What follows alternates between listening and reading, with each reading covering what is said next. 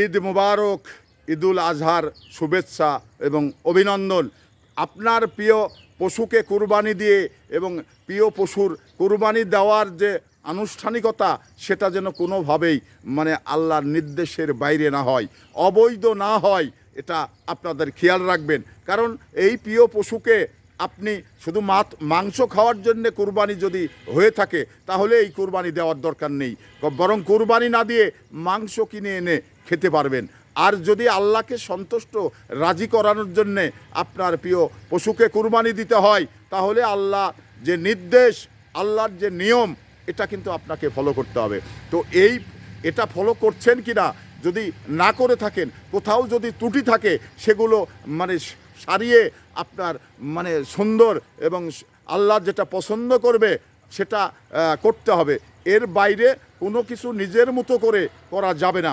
কারণ যদি আপনার প্রিয় পশুকে কুরবানি দিয়ে যদি আল্লাহ সন্তুষ্ট না হয়, আল্লাহ রাজি খুশি না হয়, তাহলে এটা দিয়ে আমি মনে করি শুধুমাত্র মাংস খাওয়া হবে। তো এই মাংস খাওয়ার জন্যে কুরবানি দেওয়ার দরকার আছে বলে আমি মনে করি না। কারণ আপনি যে টাকা দিয়ে কুরবানিটা কিনেছেন, সেই টাকা দিয়ে কুরবানি না কিনে মাংসও কিনতে পারতেন, তাহলে আপনার শুধুমাত্র মাংস খাওয়া হতো।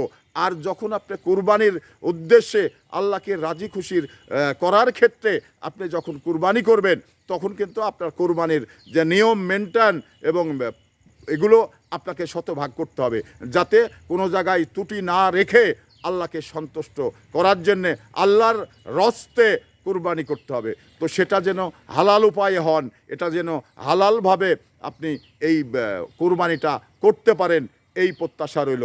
তো এই প্রত্যাশায় ঈদুল আজহার যে পরিবার নিয়ে আপনাদের আনন্দ করার এবং আনন্দ যেন আল্লাহ পাক করার তৌফিক দান করেন।